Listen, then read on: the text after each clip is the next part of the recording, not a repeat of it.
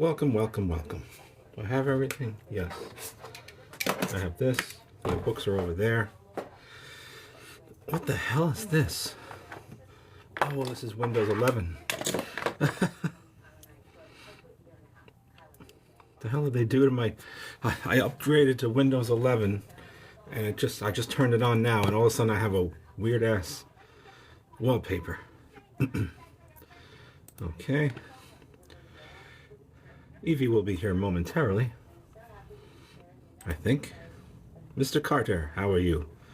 We are awaiting our guests and our hosts. What do we have here?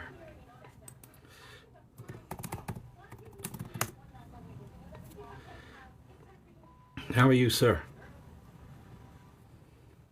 Sorry, I'm a little out of breath at the moment.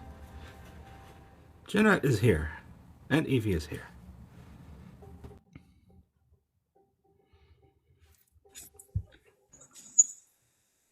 Hello. Hello. Hi, Clarence. Did I run? No, I did not run, Clarence. I was doing laundry. Well, first of all, my Chinese food arrived late, so I had to finish that, and then I had to put my laundry away, which is now a challenge because of my herniated disc. Made it all the way upstairs in a little bit of pain. Sat down, and then I realized I had to go back downstairs to pee. So here I am. Anyway, that was TMI. Hi, everyone. Hi. How are you? Hello. Thank you. Oh, Jeanette, if Very you yucky. need more space, be sure just to tell me, okay? Absolutely. You're always so accommodating. More space. She sat right behind me at Booked in Chaos, and we were a little bit, squished. So I kept telling her, I was like, Jeanette, if I am in your way, just look at me and go, move, bitch. We became very well acquainted. Yes. Very cool. Oh, yes, I forgot to tell everybody that we are on. How have you been, Jeanette? I am fabulous. And yourself? I woke up this morning, so That's always a good it's a thing. win. Yes. That is a good thing. It's a bit of an adjustment. First of all, speaking is hard, apparently. Second of all, yes, I don't know if you know the story, Jeanette, but I hurt my back beginning of November. Actually, it felt better. It felt better. I made it through Booked in Chaos, and actually, the night after. Hi, Morticia. Yes, our special guest host, Morticia, is here. For now. For now, When she yeah. shows off her butthole, then she'll be dying. This would be Friday Night Rights After Dark. So yes, and actually one more thing, Samantha Moran will not be joining us. Her two children have fevers tonight, so being Oh. she's being the best mom ever, and we love her and we love her family, and we hope everybody's well. Yes, 100%. Yes. So yes, Booked in Chaos. I made it through Booked in Chaos. I was surprised at how well I felt. I got back to my hotel room that night and my body crapped out again. I bet that was a crazy time. Like it Yeah. was it was amazing but exhausting. Yes, that is true. Yes. So yeah, and It apparently was so much awesome. I had to leave early. you just And couldn't handle it. I don't know if you know this, you started a chain reaction where everybody shut down. Really? I am so sorry. I It's think I like we didn't were that want to one all start person. done. blowing up on everybody. Everybody's I waiting think for that one everybody person. was done at that time though. We were just It it was time. it was nonstop all day though. Like there were no, like they shut down for lunch, but I know if they didn't, like it would Mm. have. I'm so glad Shelly did because I needed that. I think we all did. Like it was intense. Not bad for your first Hey, signing, Cesaro, it's huh? Eddie. No, Hi. it was an amazing first signing actually. Like I feel bad for all the other signings in my future because the bar is set so high. Yeah. That's how we feel about sinful Yeah. signings. Yes, yes. It's so good I, that I nothing will ever compare.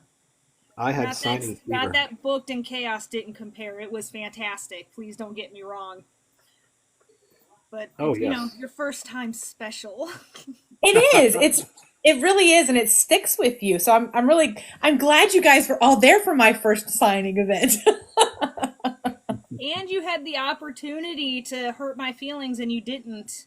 Kind of disappointed. Why would I hurt your feelings? I absolutely Because I adore like when you. people are mean to me. Never.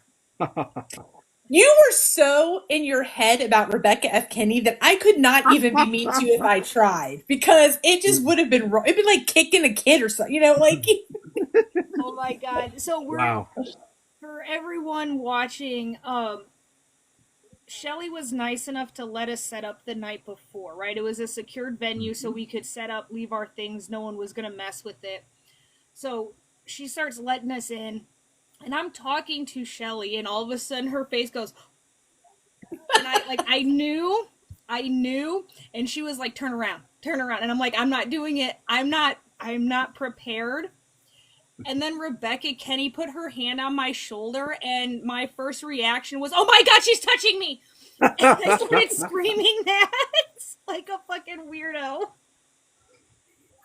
I'm surprised she didn't get a restraining order because I was weird all week, like the whole time. I wasn't much better because I was diagonal from her, and I was like, Rebecca, does my table look okay? I think a lot of people She's just were so lovely. a lot of people John, were gaga John over Sherilyn Moran. Canyon Oh, too. I'm sorry, Brian. Go ahead. I'm sorry. No, I was just going to say a lot of people were happy to see Sherilyn Canyon as well. Yes. Yes. Yes. It was all around. It was a great show. It was Yes. fantastic. I'm looking forward to next year or this year, depending on how you want to look at it. Yeah, the next one. Yep. So Hey, tickets go on sale January 1st. If anybody's interested, I'm just throwing that out there. Booked in Chaos 2025. Yeah, you're going to want to get those VIP tickets before they go. Yes. What did I do with my invite? I got an invitation somewhere. It's over here I did somewhere. too. I don't remember where I put mine though. Yeah, mine is. I have a bunch of stuff over here. This is not. I remember This is not it. it's no, mine's in my car because I was using it as a bookmark, and then I put the book in the back seat. Let's see. Is it over here? No. I'm sure it'll turn up somewhere. Like I need an invitation. Right? So anyway, I am Brian Scala. Everybody. I'm just going to do our little introductions, and we'll get over to Miss Jeanette T. Queen. But I am Brian Scala. I write Sports Spice and Second Chances.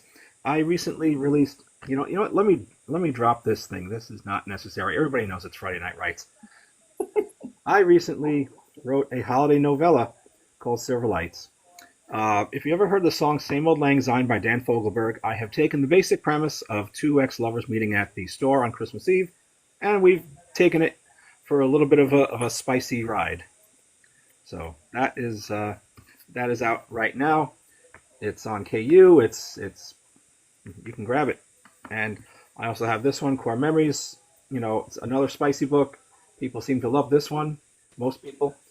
Spicy Friends with Benefits entree, Side of Trauma, Sweet Glass of Love to wash it all down. And also these two, Being Made, Eddie the Legend. This one is an award-winning book, which I have to remember to announce that I'm an award-winning author now. Mm-hmm. It feels weird. I mean, I put my pants on the same way as everybody else. But yes, both of these are also audiobooks. And because of the whole trigger warning thingamabob, I want everyone to know that it now contains trigger warnings. Nice. So that's me. Yay. Hi, I'm Evie Black. Awesome books and awkward marketing. I wrote Unbalanced, as if Hugh Jackman's Van Helsing and Supernatural had an angsty, slow burn baby. Angels, Demons, Forced Proximity, all the fun stuff. Also available on audiobook.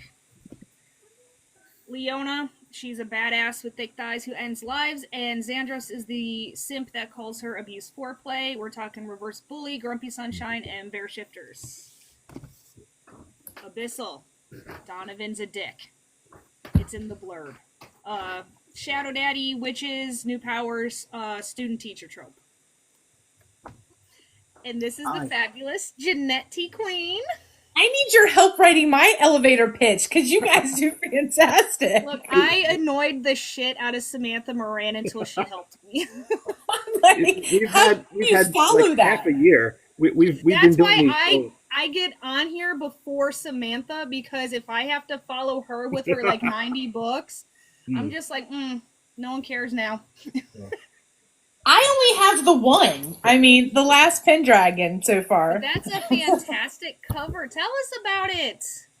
Oh yeah. Well, he was showing Samantha stuff. I didn't want to take away from her folks. No, it's okay. Everybody, she has this one. She has this one. She has this one. She also has. Hold, please. That one. I just dropped something, and that one. I think I just dropped. What did I drop? Oh, I dropped Dream Shade. Oh. Sorry, something. Let's pick it up. That's me. And now, for our guest of honor, the lovely Jeanette T. Queen. All right, so I have the Last Pendragon. This is the paperback. As you can tell by the name, it is Arthurian. It's modern Arthurian. We've got a woman wielding Excalibur. We've got vampires, hot Christmas elves. We even have a hot Santa Claus, I'm just saying, who wields a sword. So if you're looking for a holiday fantasy, just saying. Is he hot like the Santa Target's using this year? Like that silver fox? Similar, but his hair is longer. I wish I had the printout. I do have character art. I just didn't get it printed. It's online.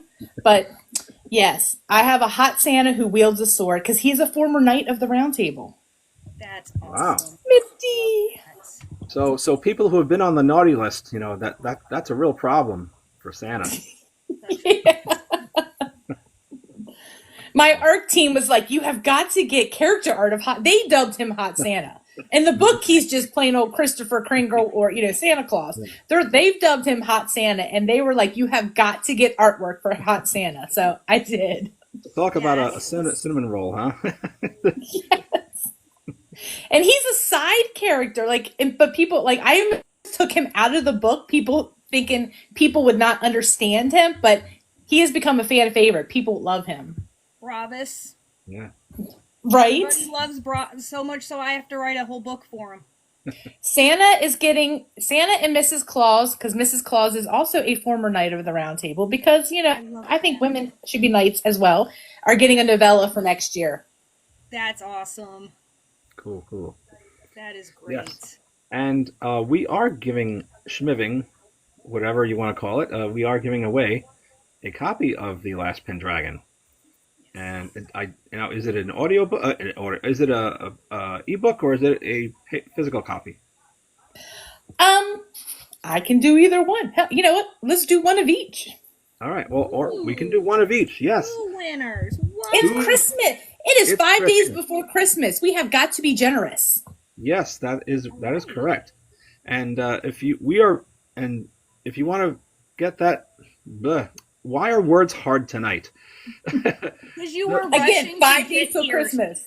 Yes, because there's 5 days. Merry Christmas, Jenny Allen. Drop the sword emoji down in the comments if you want a ebook or a physical copy of The Last Pendragon. Words are hard today.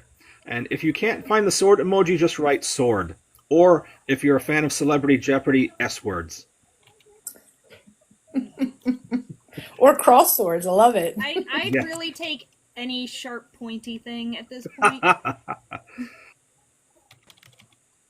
So, with that being said, Evie is going to start the wheel of names, and what we like to do is, obviously you know how this works. You've asked questions of others, and now it's our turn to ask questions of you.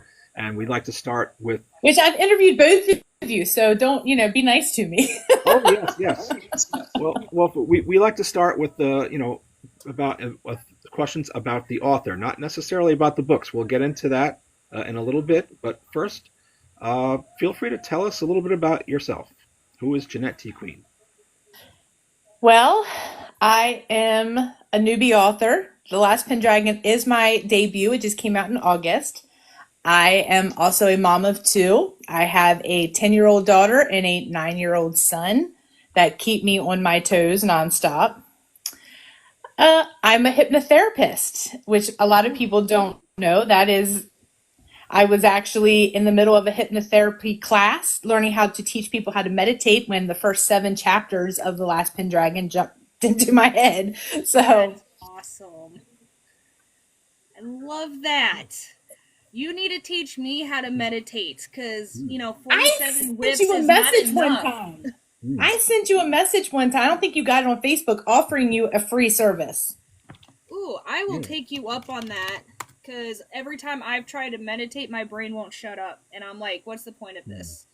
So, Yeah, my friend, I have a friend who's a yoga instructor, and she encouraged me to get back into yoga to help with my back issues. And at first, I'm like, well, I don't know how I'm going to do it because I can hardly move. But now I've gotten to the point where it might not be so hard, but it'll help with. It seems like there are so many authors are multi-talented. They like we know someone who's a licensed massage therapist as well as an author. It's everybody has different lives, it seems, outside of writing. Send them my way. I could definitely use a masseuse.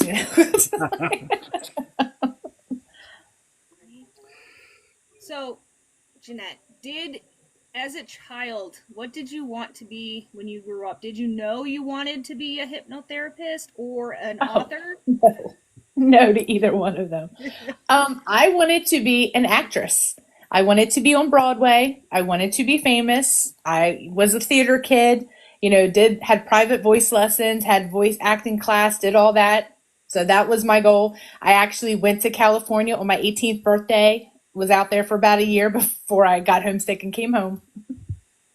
So, okay, so you said you did the voice acting. Are you going to produce your own audiobook then? Nope. And actually, that's a little, that I can announce that now. The audiobook is actually in the works. I partnered with, her name is I think it's Tiffany Hughes. She's out of Canada. I can't stand the sound of my own voice. So the thought of listening to it, I couldn't do it. I feel the same about my voice. Yeah. Though I know some actors do it, and kudos to you guys. I contemplated it, but I'm like, no. So it should be done. I said till March. She said she'd have it done by January, so early next year. Nice, Awesome. Congratulations! Thank you. I'm excited. Yeah, and I That can is sympathize awesome. too because whenever I hear my wife watching my videos from across the room, like I get all cringy, like, oh, did I say Yeah, that? Don't feel bad. My kids will watch my videos and then actually call me cringe. So, and Yeah. I'd be so mine want to be cringe, too. on I'm my like, videos, and I'm like, no. my video got 400 views, and my kids are like, ew, gross. No, What did your kid do with that one where you did the Backstreet Boys and it got like a gazillion views? I don't remember. Yeah. I've had a few videos go like semi-viral. They're always dumb ones too, like the The dumbest stupidest things. ones break 1,000, and I do Yeah. not understand it. I'm I like, know. that has nothing to do with books. I know, and I'll get some new followers, and then I lose them because I'm a book account, and they're like, I don't read. Like, Right? check out my new friendship bracelet, 200,000 views. Yeah. I what did I get? I got something off of the TikTok shop. It was like a date with a book or something. And in it had this little plastic fish thing that I guess due to the heat it would move. So I did a video on that, and that got like 3,000 freaking views. I'm like, Oh. what? Over that? Yeah, the one with my daughter in it, Kayla. She was. It was one of those. She was just being a weirdo, and like I was like trying to discipline her, and she was just like, and that got like so many views, and I'm like, how? How? Yeah, If only 1% of them bought my book, I'd make a bestseller really. list. Yeah, and even still, like we get 250 views, we have like 2,000 followers. So you tell me, where are the other followers? Not why aren't they seeing it? Right? Uh, Excellent question. so Mm-hmm. I have another question for you. So you did the acting thing when you were younger. At what point did you realize you wanted to start writing? You know? The idea for The Last Pendragon actually popped into my head in my early 20s. And I did write the first 3 chapters. And it's funny because my aunt, who's like my ride or die and has read every chapter ever written of this book, still had those first 3 chapters. And I just had her, I was like, you can throw them away. It was completely different. But at the time, I was like, I hated English. I was not a writer. I was like, this is not for me. This is not what I want to do. I'm a reader, not a writer, but it kind of always stuck in the back of my head. And then, of course, all that stuff happened with COVID, and I was going to, I was homeschooling 2 kids, and then I was going to school myself to get my hypnotherapy license. And like I said, the first 7 chapters just like came in and would not budge until I sat down and typed them out. And then I was like, well, at this point, might as well finish it. Yeah. Nice. So, Yeah. go ahead, Brian. I'm sorry. No, you're good. No, I think my internet lags because I won't hear anything and I won't see lips moving. So I'm like, okay, I could say something. And then Oh, as okay. soon as I start talking, you do. I know because I'm trying. I'm giving myself a few seconds, and if I don't hear talking, then I start talking. It's one I of do those the things. same. We've been But doing this for how long? I know. I was just gonna say how it's I being made was actually a concept of a plan in my head in my late 20s, and it took me maybe 8 years to actually start writing it. And I actually that was way back in 2015 where I wrote the bulk of it. So and then from there it was another 4 years or so, 5 years before I started writing Eddie the Legend. And now it's like the more I do it, the more I want to do it. You know what I mean? You So open Pandora's box. Once you get that first book down, it's like Pandora's box opens and all these ideas. I have like all these other ideas, but I have to like focus on book 2 because I got people saying, "Where's book 2?" oh yeah, No, I mean, the idea for Unbalanced came to me in a dream. I had a naughty dream about Van Helsing.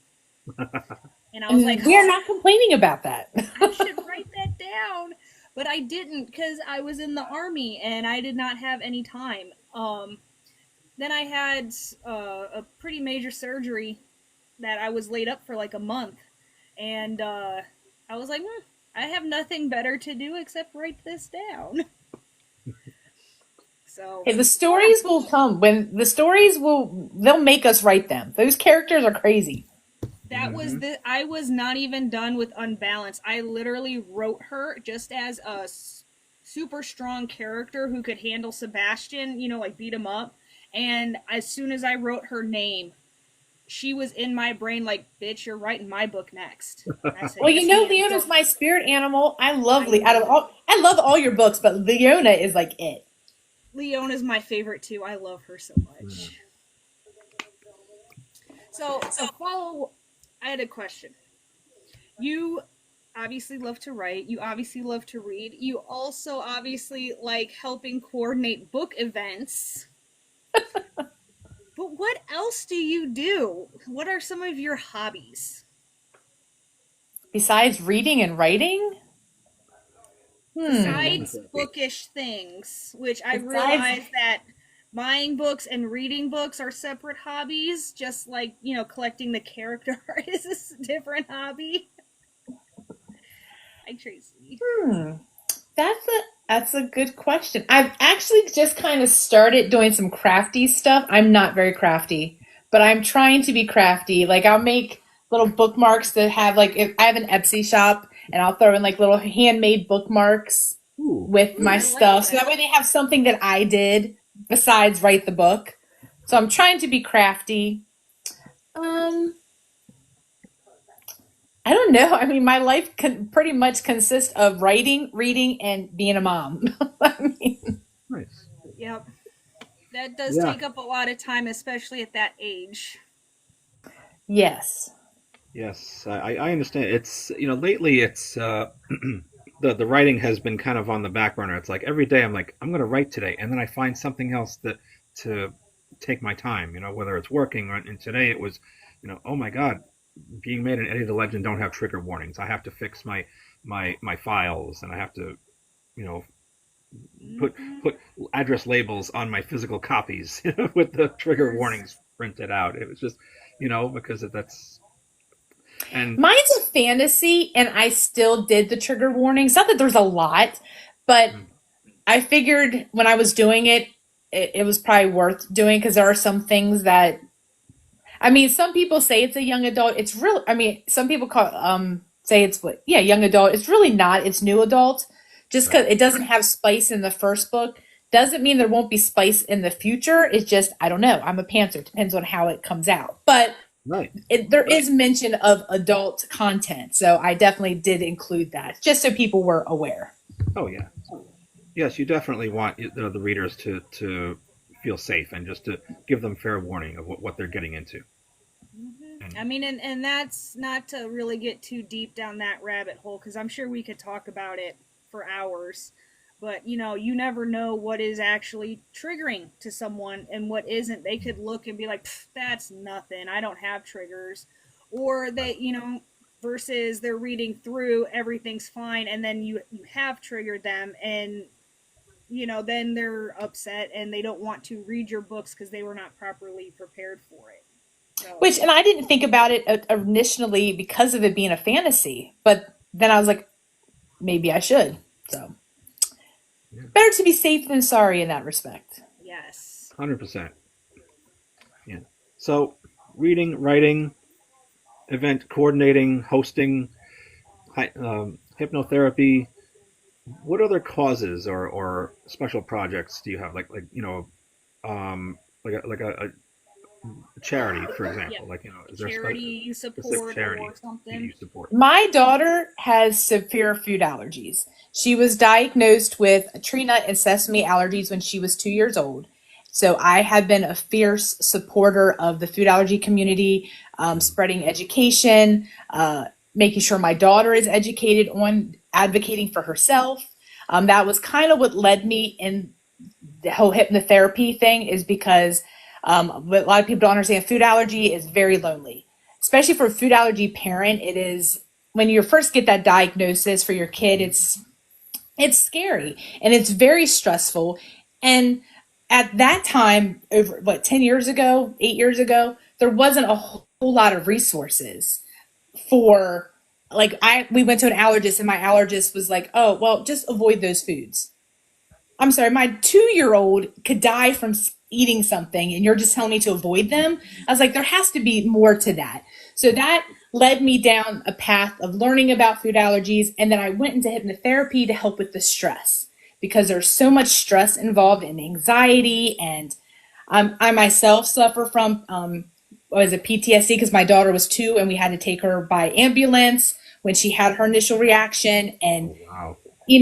I remember that very vividly. Again, it was 8 years ago, but I can just the thought of her eating something like that or having a reaction triggers that for me. So I wanted to be able to help other people in my position deal with the stress because it can be overwhelming, it can be very lonely, and Yeah. unless you are dealing with a child that has needs or has food allergies, you don't understand it. So I wanted to be somebody that could offer them that help or to help them in that respect, if that And makes sense. that's like that really does make a difference as so both of my boys have autism. Um they're on different parts of the spectrum, but at first it is very scary and when you don't know anyone else, right? Hmm. You do feel alone, you feel isolated and everything. But once you start making those friends, other parents, neighbors, etc., hey, have you tried this? Oh, hey, this worked for me. And you're like, oh, I have resources. And even though it might not be actual medical resources, at least on my end, it's different for you because it's a food allergy and not autism. But at least you have someone you can connect with, even if all you're doing is just Mm. let me tell you, and having someone really understand, that's so important. Yeah. 100%. Especially in those early days where you know nothing. Yeah, I was one of the lucky ones, I guess. You know, my mother found out I broke out in hives. I didn't, it wasn't like my throat closed up or anything. It was, and I couldn't eat, well, as a child, I couldn't eat potato, tomato. So pizza, French fries, Oh, the, the, the two Oh, staples. I feel so bad for baby me too. Brian. I Me know. too. You I couldn't know. have It's like potatoes. I had to go to they had to order everything special. I couldn't have ketchup on my McDonald's Happy Meal. Anytime we went somewhere, Or they make had the to. French You know, fries. I couldn't have spaghetti and meatballs. They had to put the spaghetti plain separate with butter. But thankfully, and the allergist, that treated me like they did like the arm test where like they Mhm. put the powder on you. And it was like 10 years later, she asked, how do we find out if he's still allergic to these foods? And they were just like, give it to him and see what happens.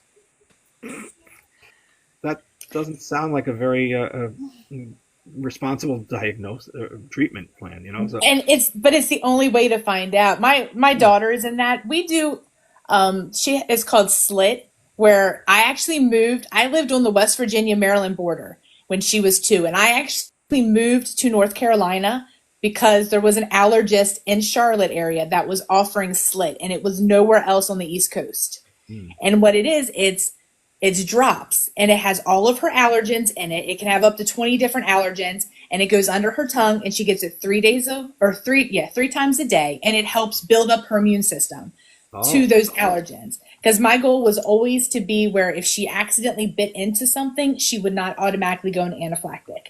right. We're She's been on that since she's 5. So we're 5 years into that, and her numbers are coming down a lot. So she's at the point where she can do food challenges. But that's the only way to find out if she's actually outgrown them or how much she can tolerate them. And she wants nothing to do with it. And honestly, that's where my anxiety comes in, because the idea of going through that Yeah. terrifies me. But I'll do Oh, it for her when she's ready. But she's not ready for that. And I tell her all the time, it's like, it could be worse. I'm like, tree nuts and stuff, they're easy to avoid. It's not like it's eggs mhm. or dairy or something like that that's harder, or even gluten that's harder to avoid. Yeah. Hmm. Yeah. And thankfully, I outgrew most of mine, except for clams. That was like the one. I just I don't even want to try it now. I don't need to eat clams, but Is it just clams or all shellfish? Because it's no, clams and shellfish, right? it's just clams. I can have shrimp. I can have lobster. I can. The good stuff. Well, clams, yeah, it's all right. You don't need. Yeah, yeah, yeah, yeah. I'm Yeah. allergic to artificial sweeteners, Oh, which sound easy to avoid, and for the most part they are, except when you ask for a Coke and your waitress accidentally gives you a Diet Coke. Diet Coke, And yeah. then you take a oh, big sip because you're thirsty, and then, I don't go into anaphylaxis, but it gives me a horrible migraine, and it sets in like so fast that by the time I'm like, oh shit, that was Diet Coke, my head's already starting to hurt. oh yeah. And you know what it tastes like too. The instant it hits your lips. Yeah. That fake taste. Yeah. Yeah. Yeah, and sometimes like sweet teas, they won't tell you they use sweet and low instead of regular sugar. So I'll order a sweet tea not thinking to ask, and they'll get Uh, me. Mm. oh. So obviously we don't like that, but let's talk about a couple things that you do like. Yes. Favorite foods, whether favorite candy, favorite season, favorite whatever. What are some of your favorite things? Favorite food would be tacos or Mexican. I love tacos and Mexican food. Who Nice. doesn't? Salsa and chips all day. Yes, please. Favorite candy? Oddly enough, I really can't have it. It's an almond joy. That's Because of the nuts? I'm sorry, I Yes. can't stand coconut. Oh, I love coconut. Yeah, no, because I mean, I eat it. I can eat it, but if I do, I have to make sure I like brush my teeth in case I kiss my daughter or something. I mean, it's not as bad now. Like if she'll get it like in her trick or treat bag, I'll like eat it, but it's not like I go out and have it, you know. Right. And so, favorite color's red. I don't know if y'all could tell, you know. Yes. All right, so I mean, you said a few of your favorite things, but what was a book you've read recently that you really enjoyed? Your last 5-star read? Oh my gosh, you know how many books I read? A lot. I do book reviews. Um, Honestly, I went down this rabbit hole. I got this arc called, I think it was called Quiver. And when I got the arc, I don't remember signing up for it. You know, it's one of the, I may have signed up or got sent, I don't know. But I realized it was book three, and I cannot, even though they're like standalones, I cannot come in the middle of a series. I have to start at book one. So I Yeah. went back, and book one was a hockey romance, book two was a hockey romance, and book three was a soccer romance. But they were kind of, it worked out because book one is called, oh no, book three was Quake, book one was Quiver. But it was, I hadn't really been in like the whole sports romance thing, and I like just was like engulfed into them. I loved the entire series. I binge read all three in a week. Well, I'm not even a week. It was like a couple days. I did read yours. That's right. I did read yours. But I've never done hockey. Like hockey is not something I thought I would even care about. At least baseball, I have knowledge. I'm from Maryland. You know, we have the Right. Orioles. Of You course. know, hockey is never a thing. So I was shocked. And it was kind of Christmassy themed a little bit too. But and I can't remember it's horrible. I can't remember the author. But I loved the series. Like it just I was captivated by the whole thing, and now I was like, I can't wait for the next one. Nice. So, if Yes. anyone's looking for a sports romance, With the there you Christmassy go. themes, it's Quiver. It Nice. has that series has Jeanette T. Queen's stamp of approval. I'm sure I did a review on it, so check out the reviews. Right. And talking about awesome books, we are doing a adoption, a rehoming, a schmiv, whatever you feel comfortable calling it that doesn't get us bananaed, of Jeanette's book, The Last Pendragon. She's doing both a physical and an ebook, so we'll have two winners. If you would like to win, drop a sword down in the comments, and I will add you to the wheel of names. Um, you can, every time we remind y'all about the schmiv, you have another chance to enter. We like to reward y'all for hanging around and hearing what Jeanette has to say. So the longer you stick around, the more entries you will have. So drop Yes. that sword down below. Yes. So correct me if I'm wrong, but The Last Pendragon, that is your only book so far. Currently, yes. Book Yes. two is in the works. Very nice. And yeah, so book two. Are you planning like? I guess you're planning an entire series. Yes. There's definitely going to be three, maybe four. Nice. What plus the little Christmas novella, and who knows, maybe some other spin-offs. Some characters are starting to be a little more vocal, but like, "God, we want more attention." So we'll see how that goes. I And then before you know it, you have 47 whips. It's a slippery slope, my friend. Just letting you know. and of course we're talking about works in progress, not like. Oh, yeah, I always forget that some people, yeah. I'm in the army. When I see an acronym, I try to make it into an actual word. So that's on me. I still don't know what stat means. Just, I don't know. Like from the hospital? No, no, like when they say stat, like ASAP or whatever. Yes. Yeah. Yeah. It's That's a good question. just We're looking it I up just now. Googled it, and it just says without delay. Okay. So it doesn't really mean anything. It's the actual word. Huh. Yeah, it's not an acronym. Oh. I didn't know that. Okay. Yeah. Wow. So now you said you. Oh, sorry. Go ahead, Evie. You're good. You're good. Um, so you said before that you were doing your hypnotherapy when the first few, chapters, 7 you said came to you. First Um, 7 chapters, yes.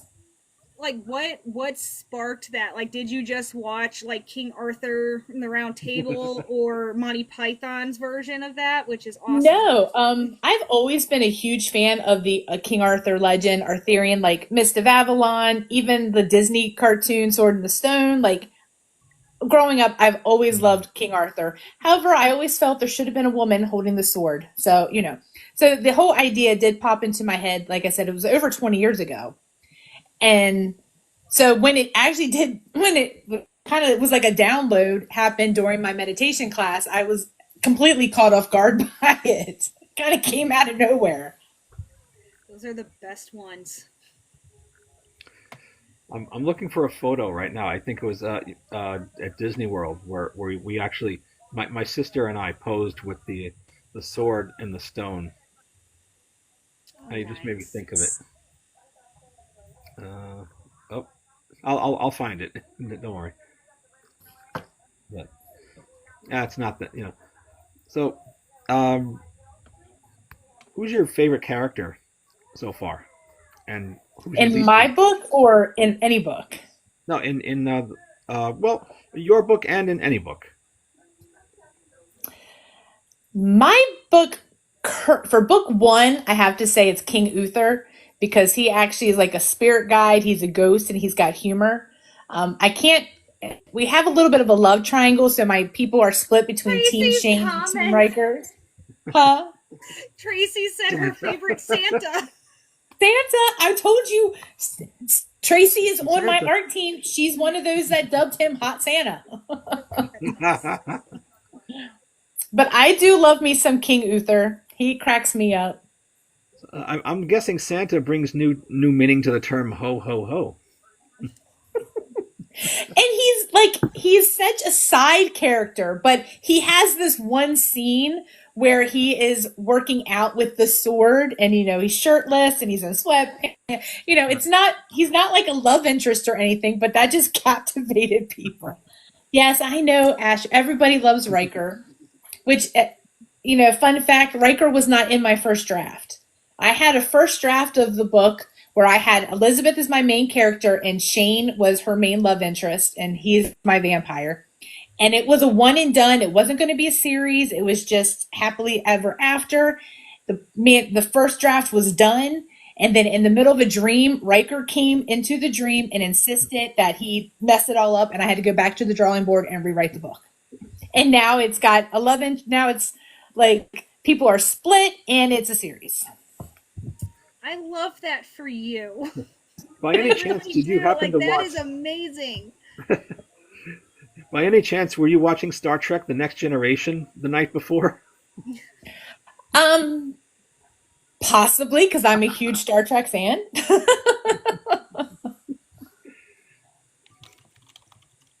Oh yes, Riker is actually his name. He is named after William T. Riker. Ah, That is where I get the name Riker from. I didn't realize, but yes, that is where that name comes yeah, from. that's where I was going with that. Yes. Yeah, I did a video a couple months ago where I actually have Jonathan Franks saying something, and then in the caption it has, "Why, yes, Jonathan, Riker was named after you," or something like that. Because yes, I was a huge fan of that show. Nice. So, you said that this is going to be a series with maybe spin-offs. You're getting all the ideas. It's a whole universe. But you said originally it was going to be just the one book. Yes, So, one and done. Yes.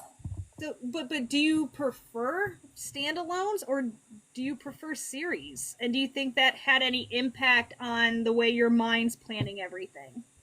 It's possible. I mean, it depends. Like, I love a good series, but I also enjoy occasionally that one and done where I don't have, where, it's all tied up in a nice little package. However, with a fantasy, most fantasies are a series. This is true. True. Yes. Bates is one, Bates is another side character. He's like a demon. I'm glad you all love the side characters. I really do. That's why you're doing a bunch of spin-offs. Yes.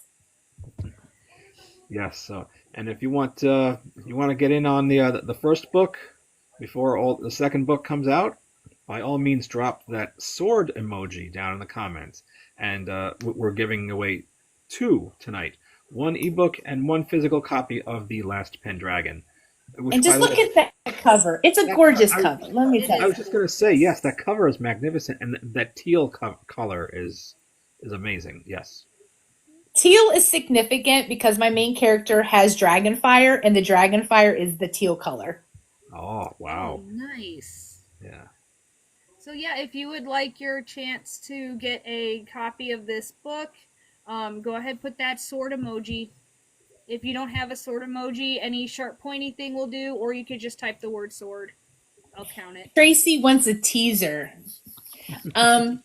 There is a really fun scene in book 2 that I really enjoyed writing. I enjoyed playing poker.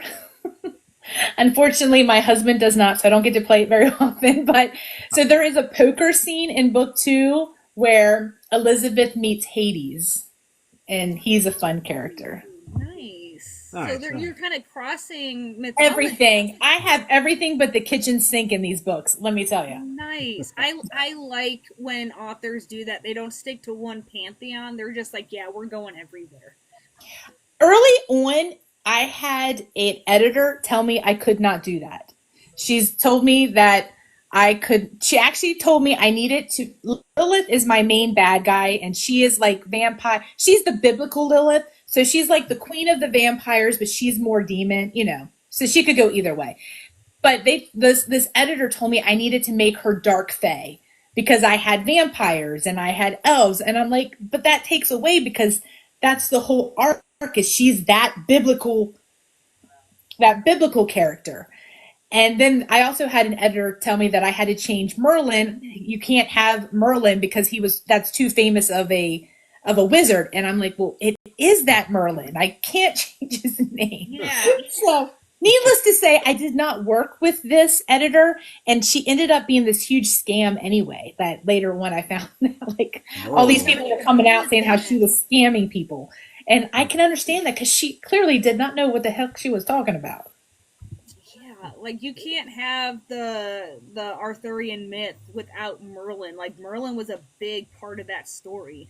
And he is that Merlin. You can't. I just was like, really? And then to change like to a dark fae, I'm like, well, no, I don't want her to be a dark. So I was kind of at that point. I was like, you're telling me I can't do it? Watch me. Yeah. Yes, that's what that era I had for Leona. She was like, she swears too much. She's too aggressive. You need to tone her down. And I went in and like doubled the amount of time she said fuck. So mine was the opposite. I use the word freaking all the time, probably because I have 2 kids. So my main character, she's very much me in my earlier days. And so she says freaking a lot. My editor was like, Jeanette, you're not marketing this to kids. You can drop the F-bomb. So I purposely added the F-bomb a couple times just for her, and she was cracking up laughing. look, when used correctly, a well-placed F-bomb can do wonders. Exactly. It's not overdone, but it is in the right spots. Yes, that's true. And I when I'm doing dialogue, I don't even think about the frequency of when I say F bomb or S or whatever. Or I could say fuck shit, whatever. But it's That's what the editor's for. Yeah, I'm forking April fellows. Yes, but I just I just picture real people having real conversations, and people curse. So why not? I do a lot. See, I don't. And again, I think I probably did. Now, I will use the S word and the D word, and my 9-year-old has picked them up. And like, I heard him yelling at his video game going, holy sh. And I was like, what? But I can't get mad at him because I know that's what I say. And I'm like, Yep. Just don't say it at school. I don't need a principal call. I don't even For care. some You're reason. not saying anything horrible. And don't say it in front of Graham. I don't need that call either. Yes. My mother caught me saying, I don't know if it was fuck or shit. When I died in Street Fighter, because I had the Nintendo system back growing up, and she heard me. It's like, I heard that. Don't make me take that away from you. So we're talking about things that happen in real life. Um, you obviously between reading, writing, and everything else you do. How do you handle the author life balance, so to speak? I'm kind of fortunate because I am a stay at home mom. Especially with my daughter's diagnosis, it was very important to me to be able to, if she needs me at school or, if they have I have to be able to go at a, so I do work from home. My patients for hypnotherapy are all online. So I have that freedom and my, I don't advertise the hypnotherapy. That's more like friends and family. And I do it like through word of mouth because I am concentrating on my writing. So I spend my day, I'm able to write more. I don't have to fit it in with another job, so to speak. So I'm fortunate in that respect. So I'm able to do it that way. Gotcha. Yeah. Yeah, I'm fortunate enough to work remotely on Fridays. Mm. I It's would work, pretty but good. I'm broken, so I don't. I'm sorry, Evie. You're not broken, you're just fabulous. Though when No, my I'm kids are broken. home, I can't get anything done. So I do have to do it during the school year because come summertime, I don't get nothing done. Yeah. I can understand that one. I'm gonna try to get work done, but while the kids are home for holiday break, Oh yeah. and my kids are older, right? My kids are teenagers. And but they'll come in, Mom, I know you always keep the ketchup in the fridge door, but I can't find it. And I'm like, I swear to God, if I see it, like as soon as I open it, I'm beating y'all. And they're like, They No, they, Mom, I think we're out. they Okay, did the and as soon man as run. I open the door, it's like right It's right there. there. And like some of them, like two of them will be Mm. like, "Oh, Yeah. sorry," but I got one. I She knows I'm halfway serious, so she'll take off, and I can't chase her. She thinks it's hilarious. Mine are snacks, like every hour on the hour. Can I have a snack? Can I have a snack? Or they're wanting to kill each other. And I'm like, really? Just go to your separate rooms. Leave each other I alone. I have the OCD thing where I put things back exactly where I want them, and if I know exactly where I put the mustard or the ketchup in the fridge, and if it's not there, that's oh my God, where is it? It's gone. It could be like instead of here, it's here. I'm like, Yeah, oh dude, I get mad when someone moves my stuff. yeah. I'm I'm like, the "That's same not way, and yours. it's Why'd you always my touch it?" husband. He does, okay. I don't do dishes. I hate doing dishes, so I really shouldn't I complain. don't. But I'm the one that like organized the kitchen, so I expect you when you do the dishes to put them where they go. I think he purposely doesn't just to annoy me because I don't like to do the dishes. Okay, so I have a question for you, mom to mom. Absolutely. Have you ever noticed your silverware going missing? Yes. Okay, because I swear to God, like once a month, we'll be like, where are all the spoons? And so we'll go out and buy a few dozen spoons. And Mm. then the very next month, all the forks are gone. And I'm like, what the heck? So then I'll go buy more forks. I And then think we're they're down to accidentally two. throwing them away. Dude, they have to be. They have to be. Like every month, I have to go buy more. And it's not like it's always the spoons. Like I'm down to two Oh, butter yeah. knives right now, and I don't understand why. I have a theory. Every Saturday, Jonathan takes one spoon and Dude, throws it he out. would.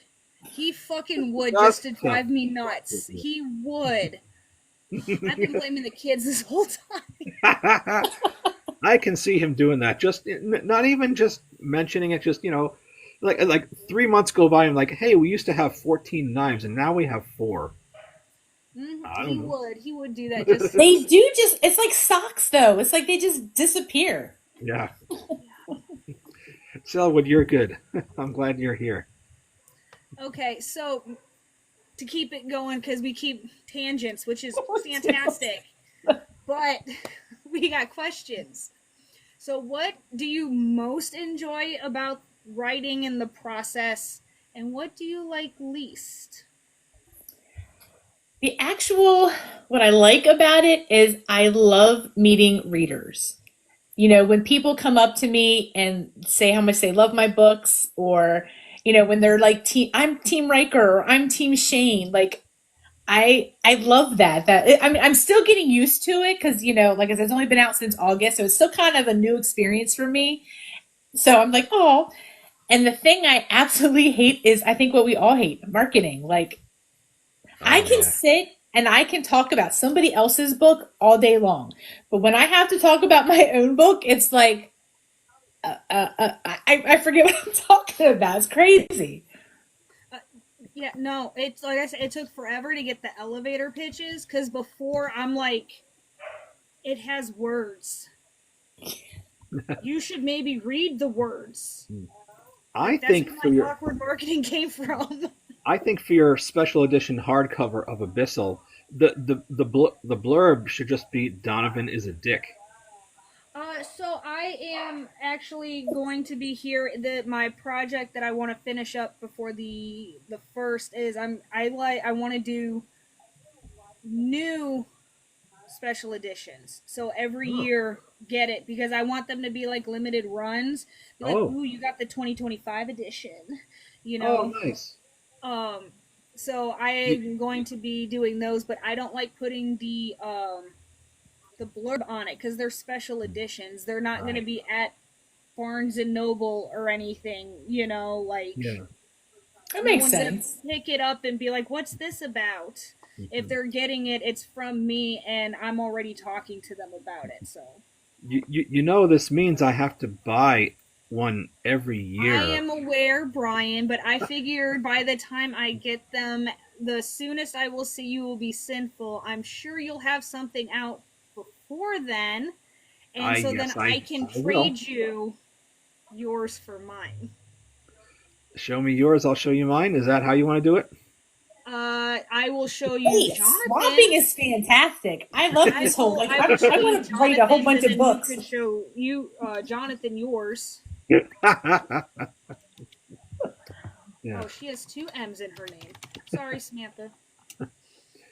Yes, Samantha Selwood is two M's. Yeah. Tracy. Tracy, Oh, I did have sprayed edges, and I think every time I go to Booked in Chaos, like, do I have one here? Oh, yeah. The sprayed edges, if I don't knock everything off my shelf. Sorry, guys. You're good. This just gives everybody a chance to drop that sword emoji down there if you want the Last Pendragon ebook. oh Christmas yeah, Yoda. nice.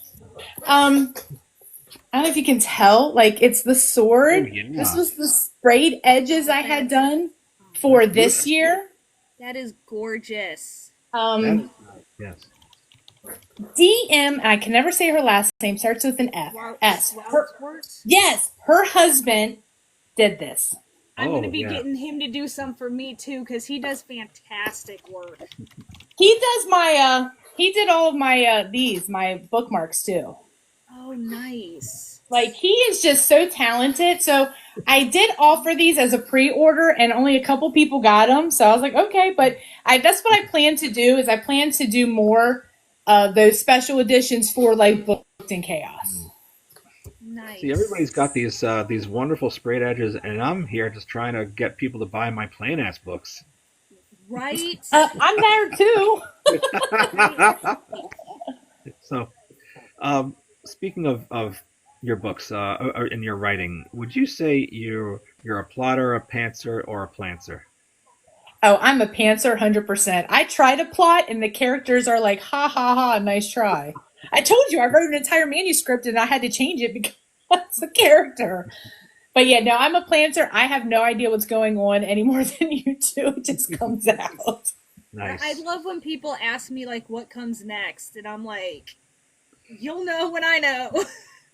I tried to fight book two. Like, I kind of, when I was getting ready for Booked in Chaos, I kind of went through a little writer's slump because I also was fighting with where they were taking one character. I'm like, my readers are not going to like this, where it was going. And I'm like, I understand now that it has to go that way, but I'm just like, I tried to fight it and they wouldn't let me write anything else. So I had to go with it in order to get past that writer's block.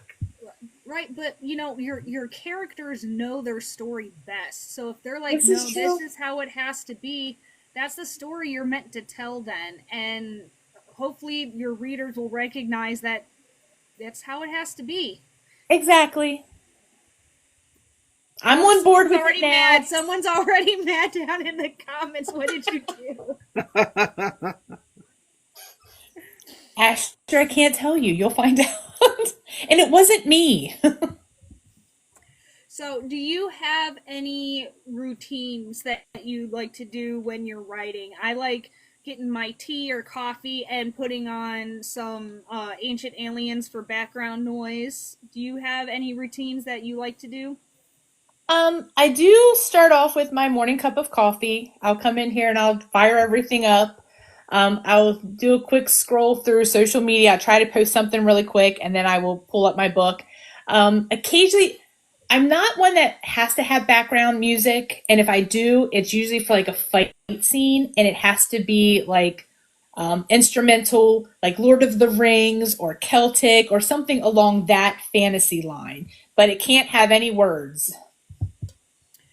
Yeah, because I can't do music because I start jamming.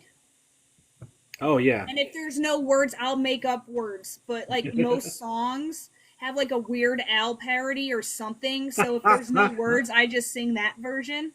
I can't do it. Somebody told me because I was having trouble in the end of book one. There's a battle scene, and I was having trouble getting it. And somebody recommended to try like Spotify has this whole fantasy battle music.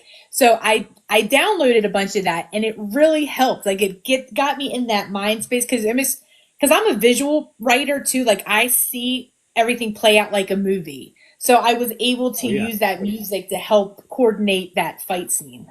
So have you know what bardcore is, right? No. Okay, What? you Spotify, YouTube, whatever. It's bardcore. It is popular songs that have been redone, but they're using lutes, flutes, lyres, like the old timey music. So like Yes. you can get 50 cents in the club, but like if it was yeah, in the 1500s. Yeah. They have everything like it spans all genres. You got they have Lady Gaga, they got I'm sorry. Metallica, And what was this 50 called? Cent, Because I'm writing it down. What was that? Bardcore. I'll put it in the comments. Oh, kind of like a bard. Okay, I get it now. I get it now. Yep, You change the Bardcore. H to a B. Yeah. Yep, and it's all kinds of music. So like whatever you're looking for, if it's a like oh this scene's gonna be funny, go put you on like I said 50 Cent, Bardcore. Yes, I will be checking that out. 100% love that. Yeah, it's funny because I can't when I'm writing I can't have music playing, but if I hear a song, I just it's like most of my books, they come with their own soundtrack. If you read any of the legend, you'll understand. It's like, I hear a song and it inspires a certain passage or a chapter or whatever, and that's how the story progresses. But yeah, it's funny. It's just I just can't. I used to be able to write with anything in the background, but now it's like I can't have anything except silence. Yeah, I can't have words. I get distracted way too, and I can't have social media. I get distracted way too easy. You know how many times I'm like, all right, I am going to write after 4 hours of doom scrolling Up. every time, and I'm like, no, put it down, and then I scroll on my computer. Or because you're like, crap, did I post something today? I need to post something today. It's like, I'm Evie, and I'm addicted to social media. Yeah. The lady that says go right and is now 4 hours Dude, later. I make those videos for myself. I am telling myself to go right because TikTok will play my videos back. They're like, hey, you can pay to promote this video. And I'm like, shit, I should be writing. So now, once upon a time, the only way to go was trad publishing, and if you were an indie, you were, ostracized. You weren't a real author. Obviously, that's not the case nowadays. When you when you first started writing, did you consider indie over trad, or was it? When I finished my first manuscript, well, the revised with Riker, and I was thinking, I was like, well, I did it this far, I might as well publish. I didn't even know indie publishing was a thing. I was not on TikTok. I was only on Facebook for like family and friends. So I was looking into the whole traditional publishing. I did query several times. Granted, my first draft sucked. Everybody's first draft sucks. I needed to go through a developmental editor, so it was not nowhere near being close to where it needed to be to go there anyway.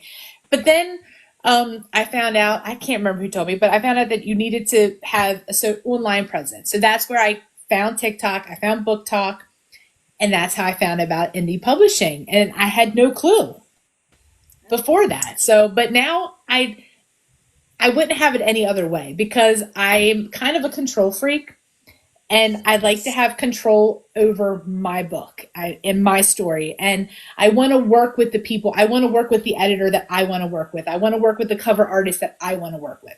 I don't want somebody telling me who I can work with. So it worked out the way it was supposed to. See, I had a very similar story. I wrote Unbalanced, had written in Leona, and I was halfway through Abyssal. I had no plans to publish. I was just writing for fun. But I got TikTok because I wanted to watch all the puppy and kitty videos. And I just stumbled onto Book Talk, and I'm like, holy crap, what is this? There are other people that like to read? And then I started hearing about indie publishing, and I'm like, oh, that's something we can do? Mm-hmm. I didn't want to go into the querying trenches. Like, no. And then I found out about indie publishing, and my husband was like, babe, you should do that. Querying is soul crushing because Yes. when they do respond to you, it's, you get so many rejections and it makes you really doubt your ability. Yeah. I did 50 and I was like, and then I found out about the truth and I was like, okay, I'm done with that. See, and that's what I knew. I would have gotten 2 rejections, and then I would have been like, nope, writing just isn't for me. Exactly. And I'm glad that I didn't listen to them. And because I had people that had read it and they loved it. So I knew it was a decent, and granted, this was the crappy version. So this was before I had developmental editing. But I knew in my heart that I needed to get it published. Even if it was for one person, or even if it was just for me to hold the book, it needed to be done. Yep. Yeah, that was my thing too. Back in 2015, 2016, I literally went online and went through a list for A to Z of all of the publishing companies, and I, saw every blurb like, oh, this company does fantasy, blah blah blah blah blah. And I picked out, this one. I'm gonna try this one, and I sent those letters to everyone, and then. And finally, like 3 months went by, and I'm like, I have to publish this book. I don't know. And I found, at the time I found like a vanity publisher, that would, you pay us $129 and we'll publish and distribute your book. And we'll take your royalties too. Yeah. So, I did that twice and ultimately, decided, what, these are my books and it's my money, not yours. Well, it's a learning process. I think we all kind of just learn as we go. Yeah. Yep. Absolutely. Absolutely. And each book gets better because the more you know. That is Exactly. true. Yes. All right. So I know you've told us that you are trying to focus on the second book, but you have ideas for the whole series, the spin-offs and everything. So how many works in progress are you actually working on versus that like you're working on? Well, I have several in the pipeline, as they say. I have obviously this series of 3 to 4 plus the novella. I also have a contemporary romance series loosely based on where my neighborhood growing up and some of the people that I grew up and kind of like, what if this person and this person got together, that kind of thing, very loosely based on that. And then I also I'm trying to come up with a military idea for the Booked in Chaos anthology because it's military themed. I don't know if I'm allowed to, or uniform theme. So I'm trying to work on that. Did she put that out? Because I was wondering.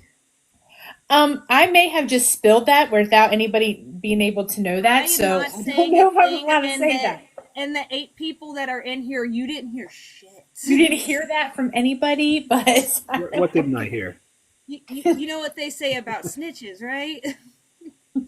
And then Roberts Row is also doing an anthology around Halloween, and they asked me if I wanted to do like a spooky book. So I don't know. I have a couple ideas for that as well. So I've got at least probably 10, 12 in the process where I have at least like a chapter written.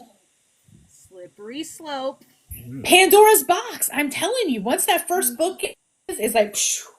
I'm going to see you at Booked in Chaos. I'm going to ask you this question again. How many do you have? And I bet it's going to be at least double. Well, I'm hoping to have, book 2 will be published by then. And then I'm hoping to have the Santa novella published around that too for Christmas next year. That number's going to be doubled. Oh yeah. I know. You could publish from now until Booked in Chaos. You could publish all of your current works in progress, and I guarantee when I ask you, you'll still be like, 20 something. 20 some books, exactly. So yeah, you obviously have a lot of ideas, and you're working on your series. What do you do when the ideas aren't flowing and the characters aren't talking? How do you get over that writer's block? Well, like I said, I just had that back in November, and a lot of it was because I was stressing over going to my first signing event, but also because I was fighting where the character was going with this particular storyline. I just had to step back from it and just let it go for a couple days and then come to terms with, okay, fine, I'm going to relent and go with this story. But I just had to step back and try not to worry about it. A lot of my ideas come to me in dreams. So before I go to bed at night, I will contemplate the scene and think about what I want to accomplish or what the next scene is. And it will be that way. I do that as well. I struggle with insomnia. So I try to quiet my brain is like, let's keep on track. This was the next thing that we were thinking of writing. Like, this is where I left off in the book. What's coming next? Mm-hmm. And sometimes my brain like gets bored with itself. Like, you're only thinking of one thing, bitch. Come on. You know what? I'm just going to and then sometimes like it helps me, write out the next day. And then sometimes I get 3 new book ideas because my mind's on multiple tracks. Or you wake up in the middle of the night and you'll have like this fabulous idea, and like I'll go to write it. I'll write it down because I keep like a notepad by my bed, and I'll wake up the next morning and it's like a foreign language, and I'm like, what? And I remember it being such a brilliant idea in the middle of the night. I've done that too. Like, you somehow learn to write in a different language, like yes! a dead language in your sleep. I have my notepad app on my phone, so I click on it and then I speak into it, or I whisper into it because it's like 3:30, 4 o'clock in the morning. And then sometimes I go back and it's all my notes from all the other times I had ideas, and they're all garbage and gibberish. You're still half asleep and nothing can say. It's like, what the hell was I thinking here? Yep. Like the hockey player wears purple dinosaur underwear. No, but you get the idea. I do. Yeah, no, I feel that in my soul. So we all know that as authors, we tend to put a little bit of ourselves in our books. We can't help it because we have our own thoughts and beliefs and everything, and a lot of times our characters, mirror that. But have you ever noticed intentionally putting pieces of yourself, or even the inverse, writing that character that you feel is the opposite of you? My main character, Elizabeth, has a lot of my traits. Like, she loves coffee. She's a coffee addict. I am a coffee addict. Um, at the time when I was writing her, I took my coffee with a little splash of French vanilla. I've now gone to all black coffee, but so Yes. she drank her coffee the same way I did. Like I said, I say freaking a lot, so she talks like me. Like, she's very much a younger version of me. Mm. Yeah, I did that with Being Made. I my main character, the rock star, was basically an alter ego of myself. And not me, but me. But whereas Hmm.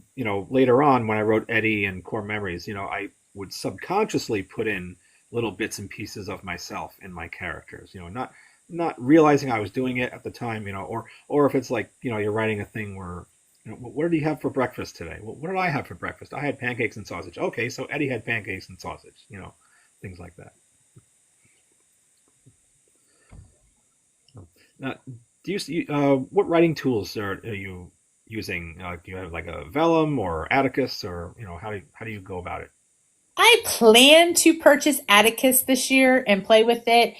However, I'm old school. I still use Microsoft Word. Ah, yep. I write in Word. Hmm. It's like, I why?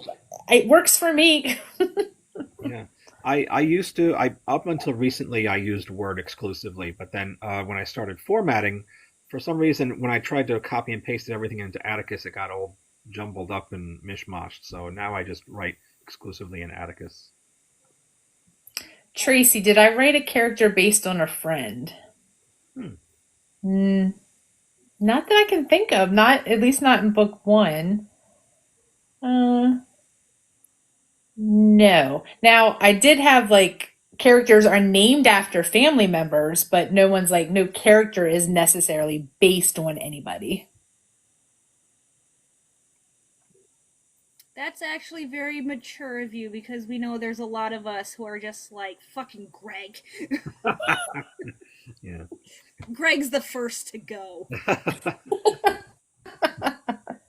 I got unalived in Marla York's book. Nice. I always said anyone, and this goes for everyone who's listening to this right now, you are more than welcome to use my name and likeness in your story. I just need to have a very epic death. That's all I ask. Tracy, yeah, my aunt has been my ride or die. She is very much like a second mother to me. I'm very close to my aunt, and she's the only person on the planet besides me that has read every version, every chapter of this book. I even dedicated, there's a dedication to her in the beginning of my book. I like that. That's nice. Yeah.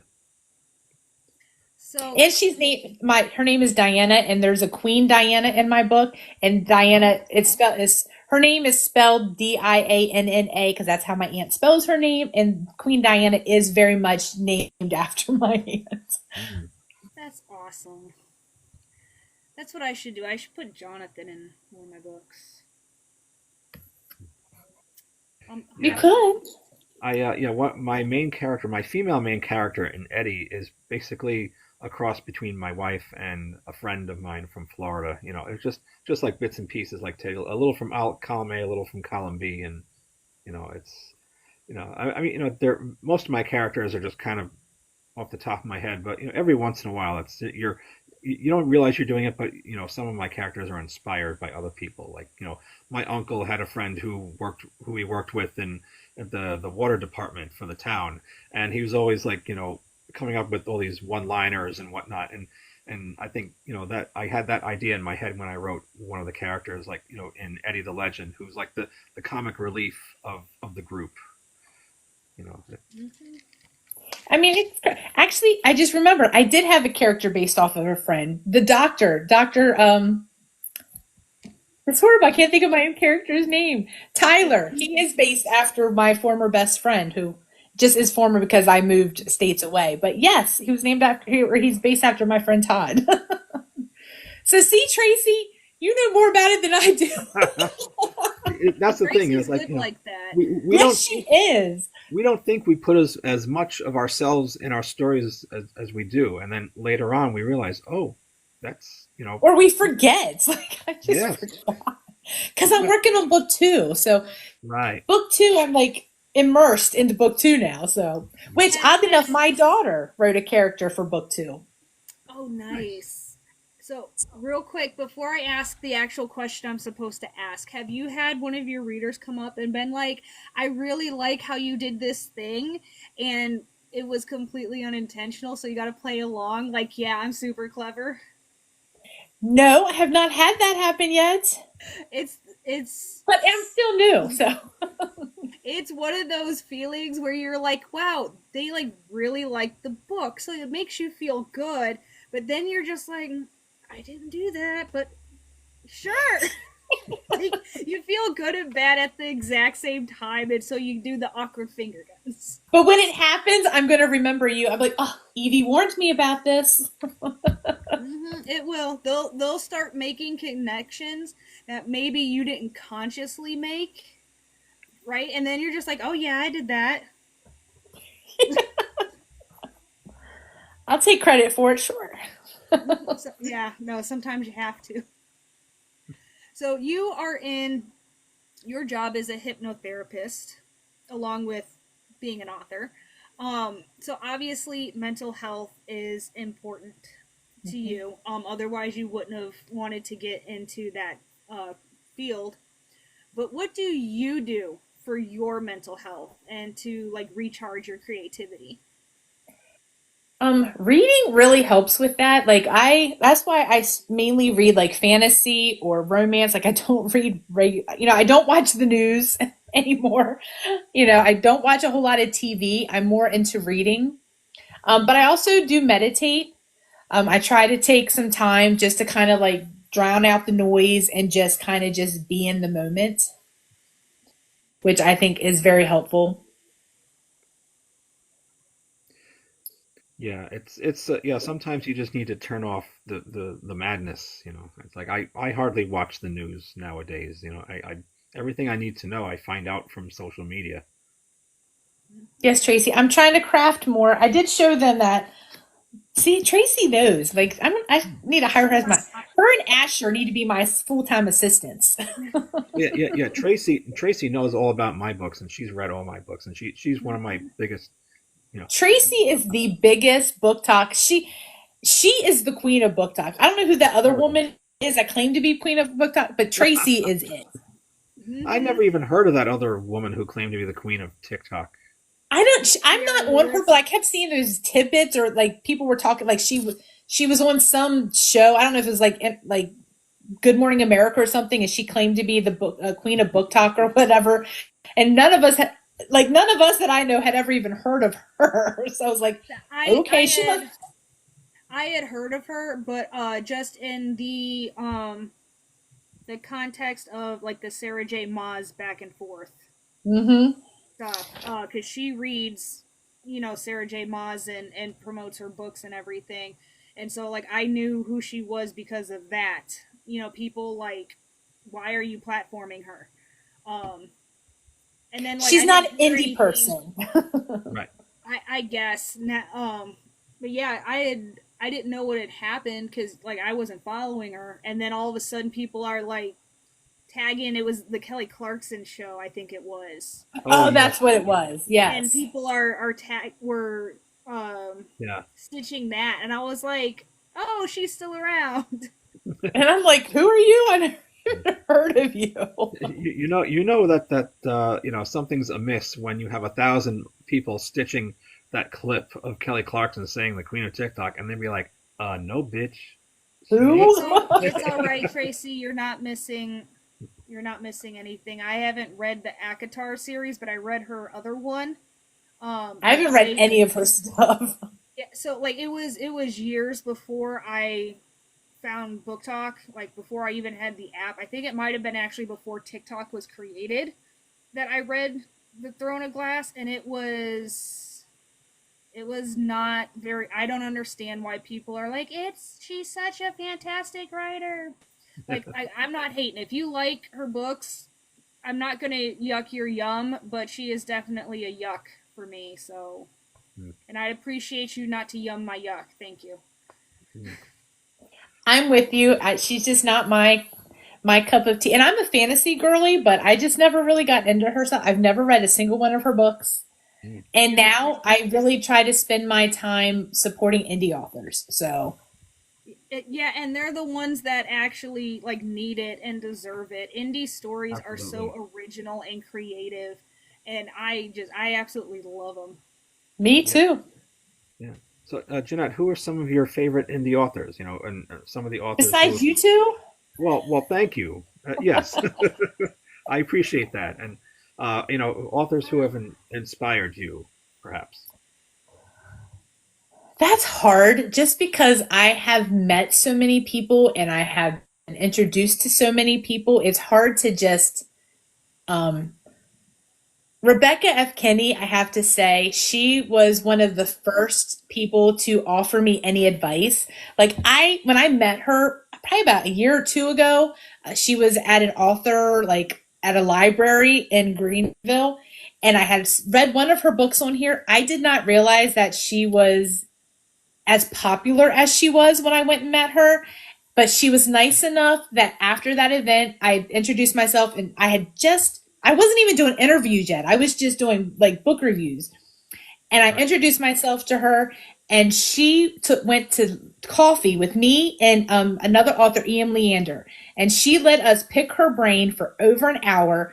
And I was still like working on my first draft of the book, but she helped, talked about marketing, she was just the first author to kind of reach out and give me advice. So, that to me, I will fangirl and talk her up to the end of the earth because of that. And she didn't Evie call the knows. cops on me. Like that's I swear I had to be reminded to breathe. I fangirled so hard. Yes. She But was just I'm she glad was that so I nice. did not know who she was like that when I got to meet her, because then I probably would have been the same way. So I was kind of able to get to know her without having that fangirl experience, if you were. Like she was just a person to me, a fellow author at that time who was more experienced and was offering advice. And she has been there for me this whole time. Like she doesn't do a lot of live interviews, but she came on my show, and which I thought was so sweet. Anytime I've had like a question or anything, she's been nice enough to, answer it or whatever. And she was actually in my little town last weekend, and I went to the bookstore. I took my kids and introduced my kids to her. So she is one of those people that I just think she's so lovely and so helpful. So she sticks out as one of the first. Nice. Um, I'd be so like cuz we're actually mutuals. That's how nice she is. She lets me stalk her from afar. And I'm always like I should reach out. And then I'm just like I remind myself that when she likes a comment that I made on one of her videos, I go so I'm like I don't even want to know what would happen if she actually responded to me. So Yeah. She is just one of the most loveliest people though you will ever meet. She really is. Like I'm so honored. Like I don't know if she would consider me a friend, but I consider her a friend, and it's an honor to say that. that's so great. Yes. And there's been so many others, but she is just like one of the first ones that really like offered me advice as a newbie. But there's been so many other people like Lizzie Gale. Did you meet her at Booked in Chaos? She was when I decided that I was going to do interviews. She was the first author that said, "Hey, sign me up." Krista Swanson was the first author to come on my show and let me interview her. You know, Irene Bard and I love Irene. Brooklyn Cross were when I was looking for books to review, they were the first authors to say, "Hey, here's our book. Review, you can review our books." So it's little things like that that go a long way. Mhm. Yeah.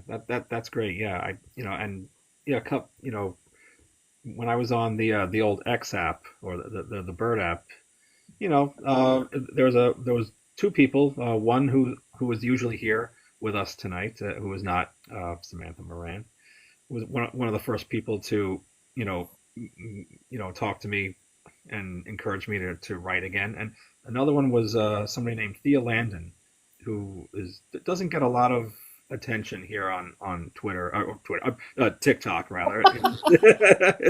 But it's yeah, she's more of a she's on the other social media usually, but yeah, she does some of the steamy romance things.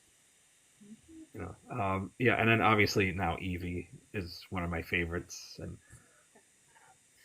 stop. I will admit, Evie, I was a little nervous to meet you in person. I was a little fangirl because I love Leona. So, and then to have you be sitting right behind me.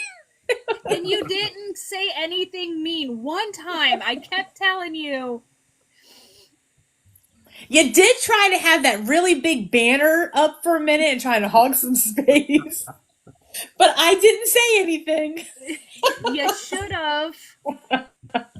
I still don't, when someone is like, oh my god, it's Evie Black, I'm just like, who the fuck they talking to? Is there another Evie Black here? I'm looking around for the famous person. Yeah. And they're like, they're talking to you. Yeah, I know. When I have people like Tracy down in the comments, there's a few other people who are like, "Oh, you're Brian Scala. I heard of you." Like, really? Who? Me? It's weird. Oh, Marianne, yes, I did start. Marianne and I are reading this Christmas book that's all hyped up on here. So I was like, all right, let's read it and see if it's any good. Yes, Marianne, I started the book today. All right, so now that you are a famous and successful author, what advice do you have for unpublished authors or people who are thinking to write a book? If I can publish a book at 46, you have plenty of time. Just do it. And honestly, I think that's the advice that, like, because I asked that question too to all the authors, and everybody's kind of the same. Just do it. Just do it. If you have an idea in your head and you have it in your heart and you know that you want to write it, even if you just write it for yourself and it never sees the light of day, do it. Do it for yourself. Absolutely, yes, and yeah, I that really tickles me to hear that if you can publish a book at 46, I mean, I'm in my late 40s also, and I'm doing it too. So it's I feel you. There's a lot more of us because, like I said, Krista Swanson, she's a romance author. Yep. She was in her 50s when she released her first book. So there's a lot more of us Gen Xers that are releasing our first books later in life. Yes. Evie, who's like 21, and Evie's over there. She looks like a Bond villain petting the cat. Yeah, I was just gonna say I am entering my villain era. Y'all better watch out. Nice Evie's gone. Mean Evie now. At least until Morticia gets tired of me, and then I'll be nice again. Morticia, do you have any questions for our guest of honor? No, she's over here making biscuits. She's busy. She has orders to fill. Oh, okay, very cool. Pack an order with Morticia. You down there in the comments, you can pack an order tonight of an ebook or a physical copy of of The Last Pendragon. Tracy, thank you very much. Yes, I appreciate that. And it's funny. I not to go off on another tangent, but I was telling Evie the other day. It's and I think Sam too. It's like, author Brian Scala and Brian Scala are I don't feel like they're separate people. I feel like I try to be the same person. Whether I'm here or in selling books or at a signing. It's I know I have to in some respect turn it on, but I always feel like I'm still that person. I haven't been able to separate the man from the myth just yet. I suppose it comes. I feel like two people sometimes. I feel like I'm two different people. Though they're the same personality. It's still me. I am who you get. It's the name, because Queen is not my real name. It is my pen name. So I sometimes get, especially on social media, like a lot of people now have both my, and I didn't even realize it because I'll like be scrolling through like my Facebook and I have a personal and I have my author page and I'll answer as my personal page, as my personal self under my Jeanette Queen. And I'm like, Yes. okay, well, obviously y'all figure out my real name, so it doesn't even matter. Yeah. Yeah. I've seen that too, where I have an author friend who sometimes posts under her author name and sometimes under her real name, and it's it just seems like it's whatever account she's in, she'll just answer me. It's like and then she sent me a message like, oh yeah, by the way, this is my real name. Like, Mhm. I'm Jeanette either way. Jeanette is my real name. It's just the yeah, last name that's changed. So it's not like it's that common of a name. So it's like yeah. it's obviously it's me. If I could go back and be a pen name, I would probably be like B.S. Castillo or something like that. Like Nice. so. Anyway, yes, the giveaway.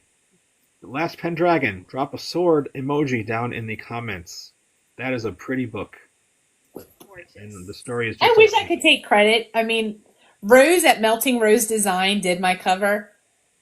I actually knew I wanted to have the sword. I knew I wanted to have Elizabeth's hand holding the sword. And I had another artist tell me that that could not be done. Granted, he ended up scamming me, took my money, and never did my book cover. And then I found Rose, and I was like, I don't know what I want to do because I've always had this idea in my head. And she's like, well, why can't we do that? I'm like, I don't know. Some other guy told me you couldn't do it. She took my vision and just went with it. Like Yeah. even this font, she hand drew this font. Wow. That's Like awesome. she Yeah. is just I mean, amazing. that is like a fantasy movie '80s font. Like But now I rapid. have no idea what I want to do for book two because like I had such a clear vision for book one and she like threw it out of the park. I told her, I was like, how are we gonna even compare with book two? Hmm. You'll just have to surprise yourselves. Yes. So Okay, so it is now time for the most important question of the evening, probably in your entire life. All right, that's how important this question is. What is your favorite dinosaur? Ooh, that's a good question. Probably the same that everybody probably else answers, T-Rex. hmm. Actually, most people say Velociraptor. Really? That's I like like the T number Rex. one. He's got the cute little arms. And now they're saying that he probably had feathers. So I just think that's cool. I mean, it's a great answer. Yeah. My wife is they call her T-Rex because she has short arms. I'm just short, so it's okay. Hmm. Hey. Dude, I was scrolling through Facebook and someone had posted, and I don't think it's real, but they posted they were standing next to a velociraptor like statue end table thing that was like up to their hip, and they're like, look what I found at Home Goods. And I'm like, holy shit, how much is it? And they were like, oh, it's only $800. And I said, I have $800. Where's the nearest Home Goods? My husband was like, "You won't buy yourself socks, but you'll buy yourself a Velociraptor table." And I'm like, "Yeah, Mm, It needs to go in the office. right. That'll come with me to signings." Like, nice. Yes. Yeah. mhm. So, what is the craziest thing you've done in the name of love? Besides get married. That's pretty uh, crazy. Yeah. that is. Uh, I had a big wedding and I didn't want it. I wanted to elope to Vegas. Ah. He wanted the big wedding, so uh, Oh. I even had children, even though I never wanted kids. Though I love my children, so I Mhm. understand. Yes. Yeah, I mean those are pretty big things. Pretty big things. So if you could go back in time, what year would you travel to?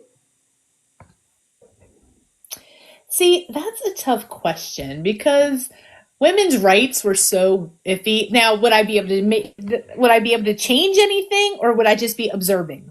Just observing. I would have to go back to like way, way back because I've always had this fascination. So I'm sure that I had a past life there during like Queen Elizabeth II's time or the Tudor time, like back in England during that time. Even though I'm sure it stunk and there was like no hygiene and stuff like that. What is your favorite ice cream flavor? Mint chocolate chip. Ooh, yummy. You and my husband, it's toothpaste. It's toothpaste with chocolate chips in it. Oh, it's so good. Come on. That's what he says. And I'm like, no. That's ew. Okay. So, if you are comfortable sharing, what are you interested in that most people are not? Hmm. I don't even know. That most people are not. Yeah, just, everyone's got that, like, weird Um, I hobby. I will read the occasional hypnotherapy book to work on scripts. I don't know if I can do that. All right. I mean, Yeah. Yeah, I still watch professional wrestling. And people are like, oh, you watch that shit? My husband does that's too. so 1995, Brian. I know. It's my comfort. It's my comfort show. Believe it or not, My I watch. husband watches it every week. So yeah, I don't, but he does. Yeah. Well, thank you, Tracy. You're Tracy likes everything I do. She's like the ultimate super fan. Now I know how Sam feels. Tracy is like everybody's super fan. That's why I'm saying she is the queen of book talk. And honestly, Tracy, I am fangirling and excited to meet you at Booked in Chaos this year because you are just such a lovely person. And you're so supportive and I cannot wait to meet you in person. It was amazing meeting her at Sinful in Yeah. September. Yes, and Y'all keep rubbing the Sinful in. Like I tried to get into Sinful. It ain't happening. I've come to, it's okay. No, it will happen. Don't be like that. I keep applying. it'll happen. And It'll yes, Tracy, I happen. know your husband's name is Brian too. Um, if you were trapped on a desert island or a foxhole, who's the one person you'd want with you? My brother, Ah, he's a former Marine. That'll all do it. right. Yeah, That'll do it. You didn't have to say anything else. exactly. You know. He always tells me, he's like, if the world goes to crapper, just make sure you get to my house. And I'm like, Hmm. yeah. Yep. So this kind of is I guess, a follow along. If you were in the zombie apocalypse, what would you use to survive? My brother. Yep. Well, technically, my dad was a Marine too. So either one, but my brother's younger. So. Just the Marines. Like, Right. Yes, really, exactly. what you really need is just a box of crayons, and Yeah. they will come. Exactly. We'll be good. Not for nothing, but Evie has a plan. She has a whole plan. For like the end of the world. Like a bunker with food I and. don't have a bunker. I want one, though. Oh, okay. My Because brother is the same I'm way. not He's, crazy. he's got the plan. That's what I'm saying. He said, makes it to my house. And I'm like, I will. Yeah, I like, well, I don't like it. I actually absolutely hate that I do this, but I always worry about things that I have zero control over. And they are usually things that aren't likely to happen, like Yellowstone erupting. Mm. Like, probably not going to happen in my lifetime. Girl, An I worry about asteroid. that too, because that will take out that whole West Coast. Oh, Yeah, yeah. no, if you like look at all of the simulations and stuff, where I live in Oklahoma, we'll have like 3 feet of ash. Like, that scares me. And then my brain, because I catastrophize, but then part of my coping is to, okay, well, if that happens, what are you going to do? And so I have to have the plans. I have to, at least attempt to start working on that plan before my brain is like, okay, hey, we're good. We're good. We got this taken care of. I think my We're all plan. going to Jenny's house. Yeah. My plan. Nice. If Evie's not available, and Sam's not available, I think my plan would be to go to Canada because everybody seems to like Canadians. Tracy, go Tracy's house. Yes. She said she could survive. Hmm. Mhm. So, last fun little question, and then we'll start to wrap it up. As a child, what did you think would be awesome about being an adult, but is not really so awesome? Just being an adult. Let's So be fun. honest. We all want to grow up. We want to have our own money and our own freedom. Yeah, no, I'd go back to being like 10 years old any day of the week. That Right? is true. Yes. No bills, no responsibilities. Yes. Hmm. Yeah.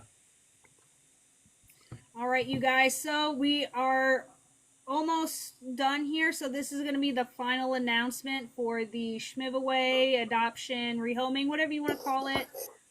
It Yep, needs a good home. we are doing ebook and physical copy. So if you would like your chance to get one of those, yep, drop a sword down in the comments or a pointy stick or just write sword. Like I'm not gonna discriminate here. It's pointy.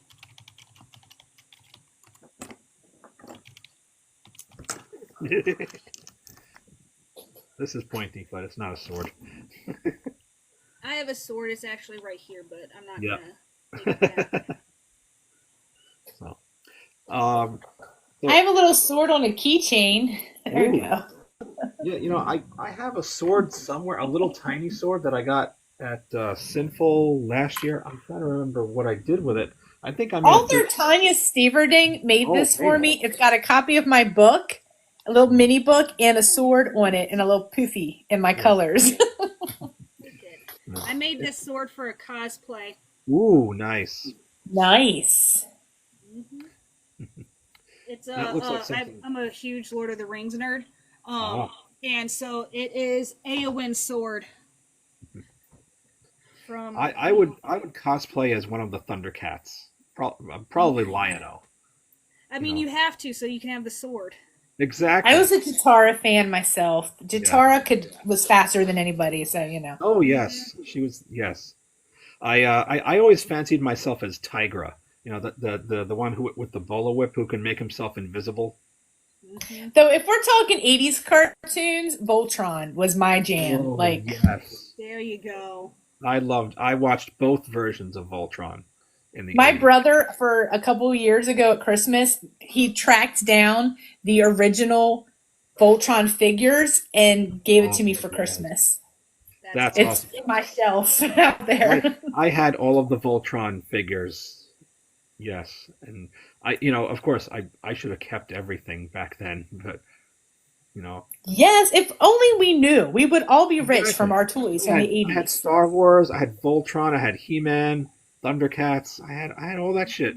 Exactly. We had the I best Dressed up. did toys. not because there were new cartoons out when Yeah, I would have been collecting toys. I have seen all these shows, so I know what you're talking about. But growing, like when I was a kid, we were on to the next gen of cartoons. So right. I'm sorry you missed that original experience. yeah, I saw the reruns. Yes.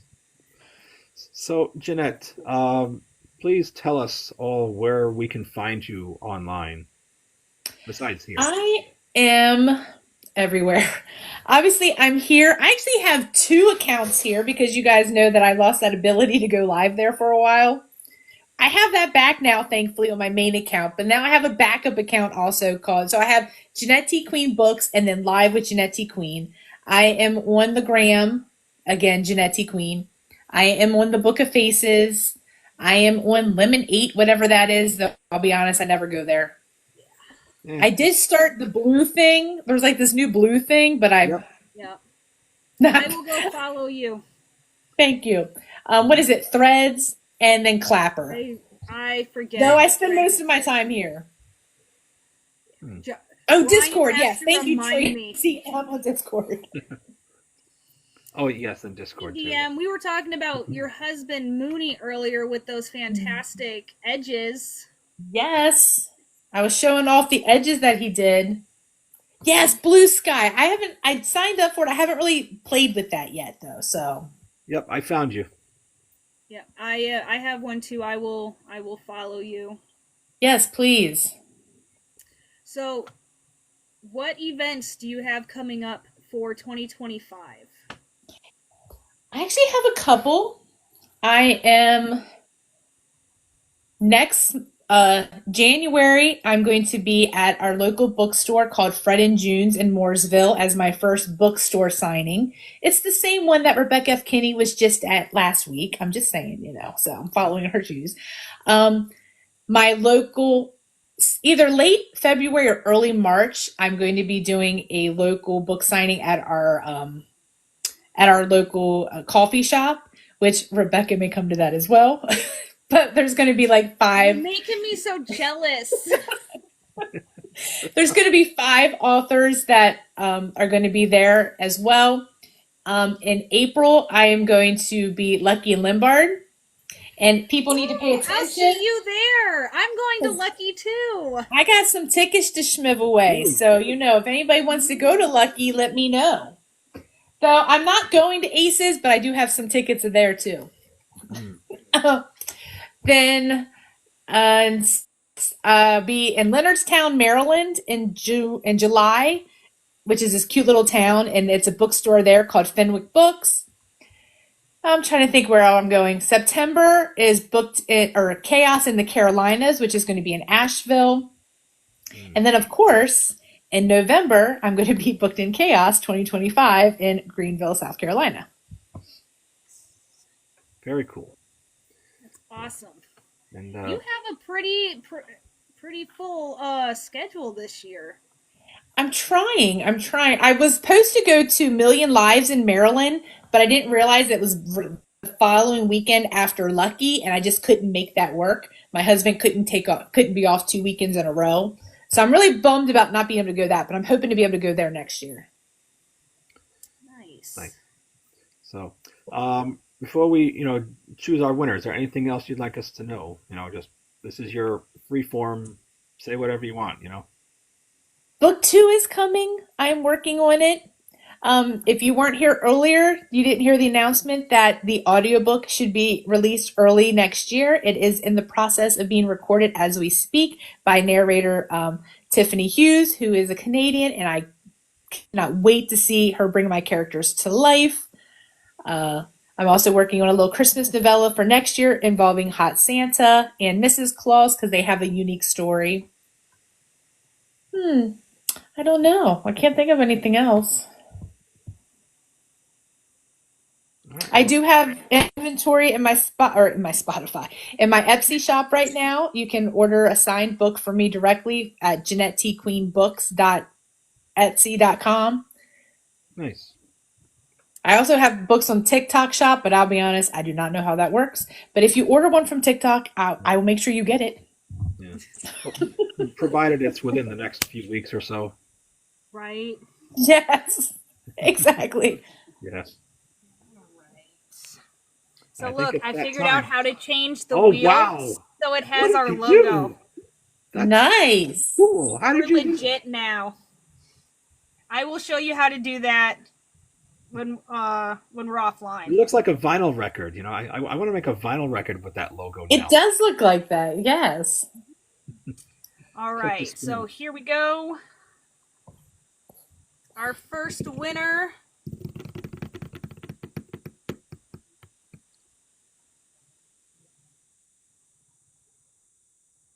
The Way of Gray. I don't think they're in here anymore. That's Will. I know him. Now, is he getting the hardback or the paperback or the other one? It's your book, so it's whatever you want. Well, I figured it's the first one. He should probably get the paperback, and then we'll do the The ebook second. You can't see it, DM, but I'm holding up half a heart because I'm holding my phone.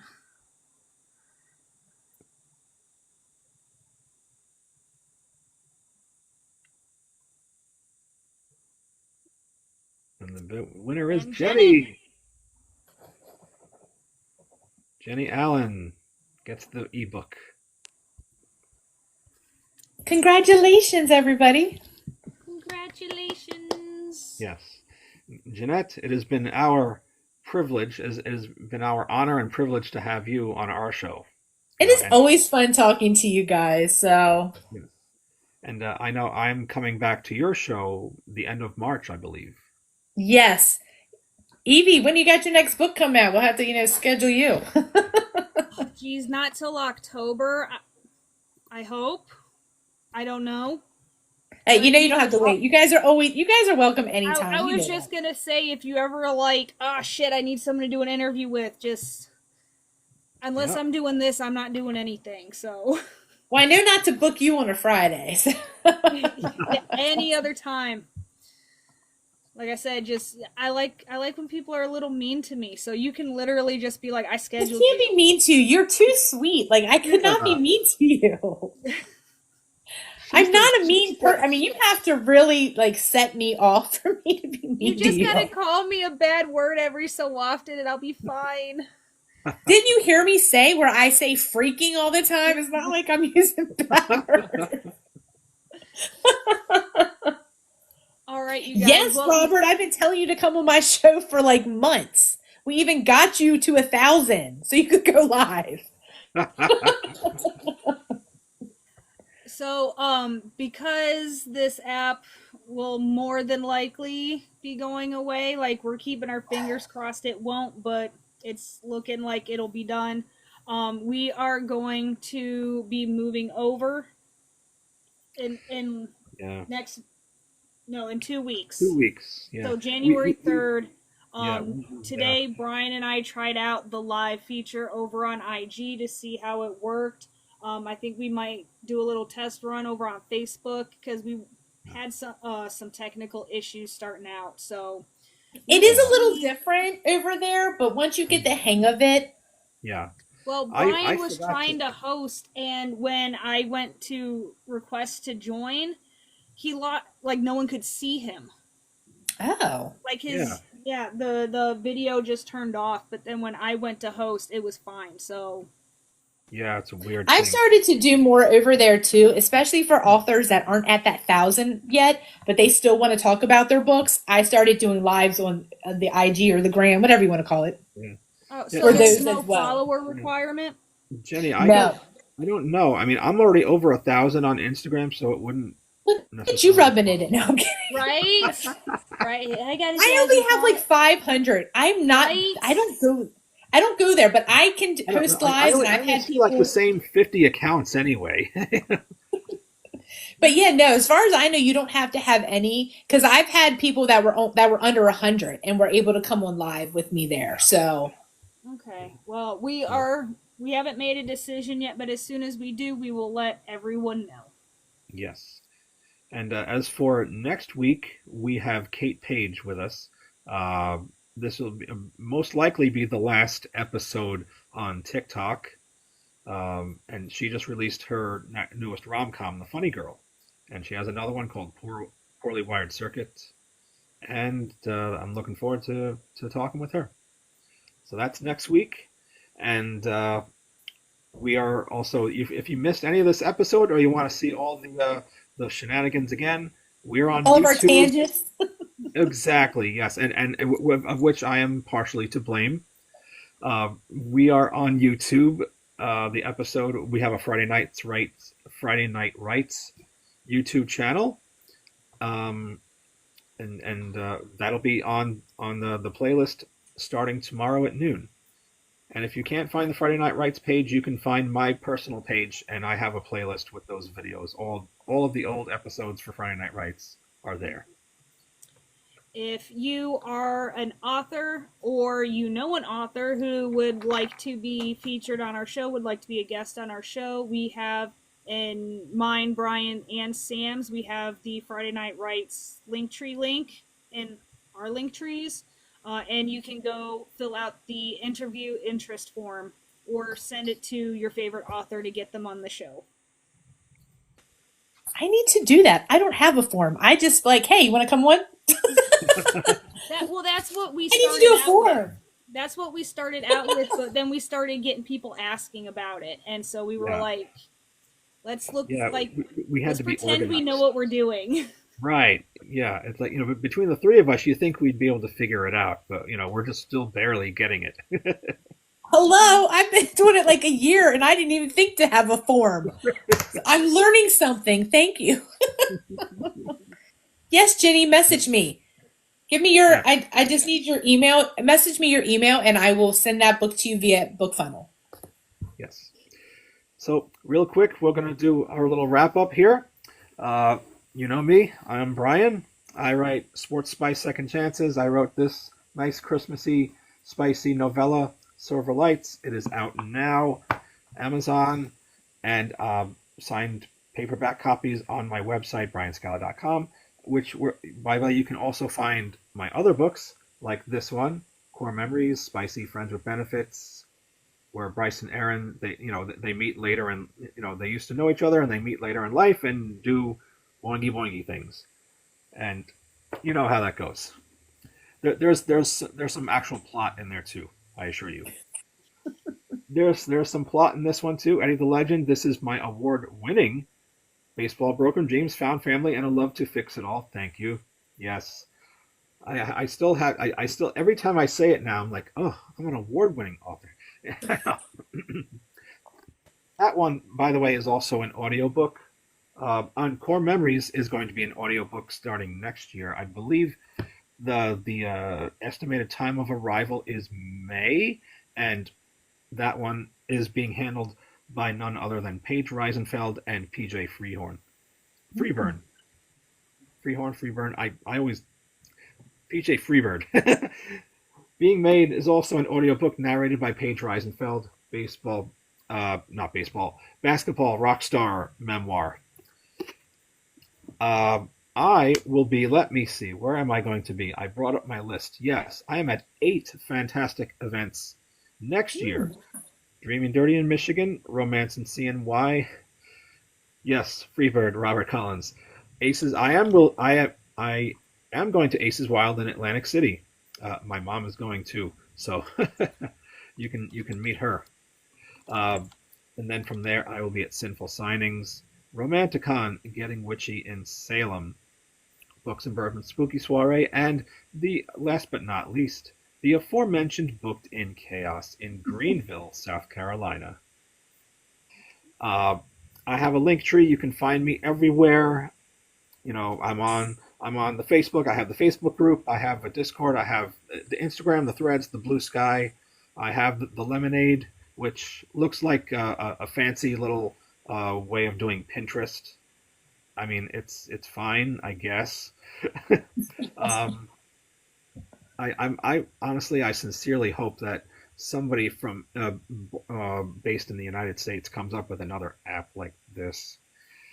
I hope the powers that be didn't hear that and just cut us off. But we'll just pretend I didn't say that. So yes, everything you need is in my link tree. If you want to be an ARC reader, I have everything there. I know I'm forgetting something very important. Yes, one last thing before I let Evie take over. I'm still planning to do a Patreon, and I'm going to get that up and running. That is going to be my little holiday project for next week, to get that up and running. And one of the things you can get if you sign up for my Patreon is this, without the sticky. This is Bryce and Aaron from Core Memories, and I think you can pretty much figure out what Bryce is doing with Aaron. So that will be yours if you sign up for one of my tiers. And now over to Evie Black. I'm Evie. I wrote Unbalanced, available Amazon KU, my website, and audiobook. Leona, Abyssal. Book 4 is coming. I'm going to try to be in the anthologies for the signings I'm doing this year, which will be Lucky and Lombard, Sinful Signings, Lexington Legendary Book Bash, and then Booked in Chaos. You can find me, Evie Black Books, on all the socials.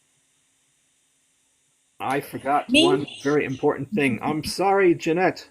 I forgot one important thing. But before I let you close out the show, speaking of anthologies, we have the Friday Night Rights anthology coming in July of next year. Ooh. And there is an interest form in the Friday Night Rights link tree. You can find it on my page, Evie's page, Samantha's page.